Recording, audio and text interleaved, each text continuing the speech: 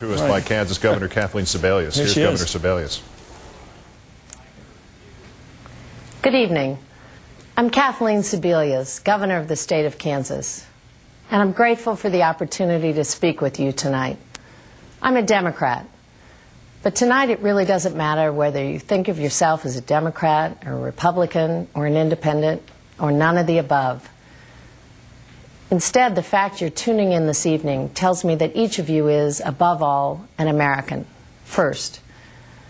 Your mothers and fathers, grandparents and grandchildren, working people and business owners, Americans all. And the American people, folks like you and me, are not nearly as divided as our rancorous politics might suggest.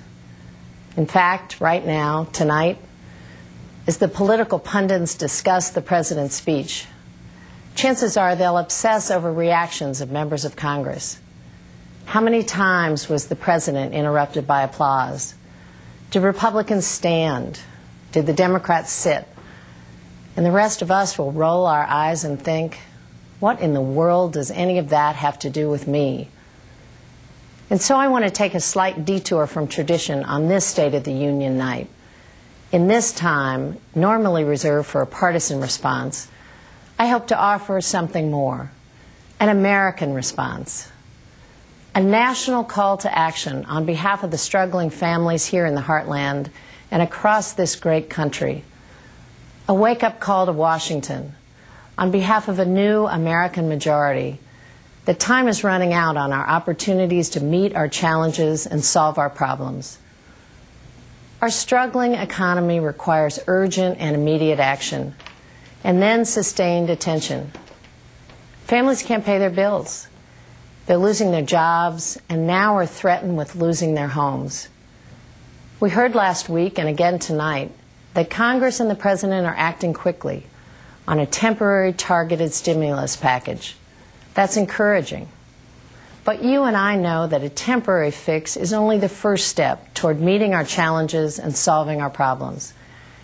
There's a chance, Mr. President, in the next 357 days to get real results and give the American people renewed optimism that their challenges are the top priority. Working together, working hard, committing to results, we can get the job done. In fact, over the last year, the Democratic majority in Congress has begun to move us in the right direction, with bipartisan action to strengthen our national security, raise the minimum wage, and reduce the costs of college loans. These are encouraging first steps, but there's still more to be done. So we ask you, Mr. President, will you join us? Let's get to work. We know that we're stronger as a nation when our people have access to the highest quality, most affordable health care, when our businesses can compete in the global marketplace without the burden of rising health care costs here at home. We know that caring for our children so they have a healthy and better start in life is what grown-ups do. Governors in both parties and a large majority of the Congress are ready right now to provide health care to 10 million American children as a first step in overhauling our health care system. Join us, Mr. President. Sign the bill and let's get to work. Sitting with the First Lady tonight was Steve Hewitt, the city manager of Greensburg, Kansas. Many of you remember Greensburg, our town nearly destroyed by a tornado last year. Thanks to Steve's efforts and hundreds of others in our state and across the country, Greensburg will recover. Folks rolled up their sleeves and got to work, and local, state, and federal governments assisted in the effort. But more than just recover, the Kansans who live in Greensburg are building green, rebuilding a better community for their children and grandchildren, making shared sacrifices and investments for the next generation. Greensburg is not alone. You and I stand ready to protect our environment for future generations and stay economically competitive. Mayors have committed their cities to going green. Governors have joined together, leading efforts for energy security and independence. And the majority in Congress are ready to tackle the challenge of reducing global warming and creating a new energy future for America. So we ask you, Mr. President, will you join us? It's time to get to work. Here in the heartland, we honor and respect military service. We appreciate the enormous sacrifices made by soldiers and their families. As governor of Kansas, I'm the commander-in-chief of our National Guard. Over the past 5 years, I've seen thousands of soldiers deployed from Kansas. I visited our troops in Iraq, attended funerals and comforted families, and seen the impact at home of the war being waged. We stand ready in the heartland and across this country to join forces with peace-loving nations around the globe to fight the war against terrorists, wherever they may strike. But our capable and dedicated soldiers can't solve the political disputes where they are and can't focus on the real enemies elsewhere. The new Democratic majority of Congress and the vast majority of Americans are ready to chart a new course. If more Republicans in Congress stand with us this year, we won't have to wait for a new president to restore America's role in the world and fight a more effective war on terror. The last 5 years have cost us dearly, in lives lost, in thousands of wounded warriors whose futures may never be the same, in challenges not met here at home because our resources were committed elsewhere. America's foreign policy has left us with fewer allies and more enemies. Join us, Mr. President, and working together with Congress to make tough, smart decisions, we will regain our standing in the world and protect our people and our interests. I know government can work to benefit the people we serve because I see it every day, not only here in Kansas, but in states across the country.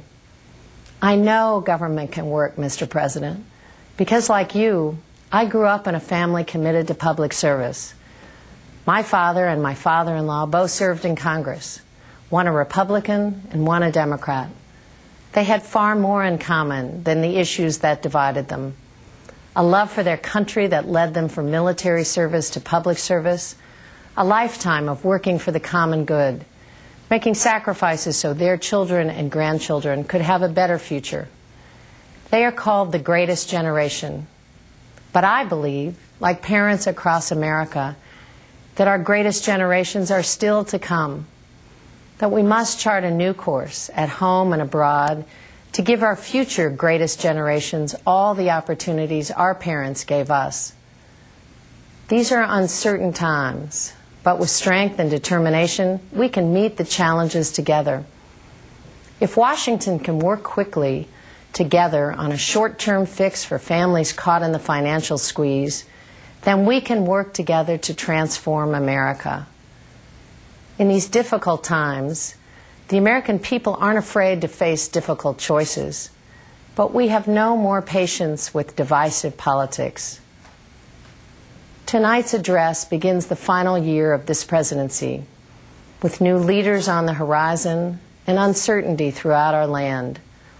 Conditions we face at home and abroad are results of choices made and challenges unmet. In spite of the attempts to convince us that we are divided as a people, a new American majority has come together. We're tired of leaders who, rather than asking us what we can do for our country, ask nothing of us at all.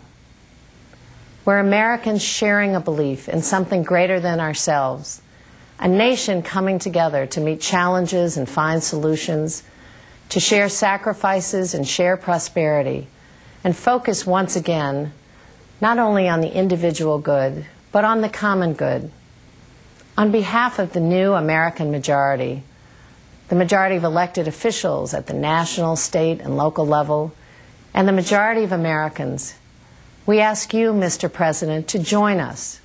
We're ready to work together to be the America we have been and can be once again. Thank you for listening. God bless and sleep well. And in the morning, let's get to work. Governor Kathleen Sebelius of Kansas.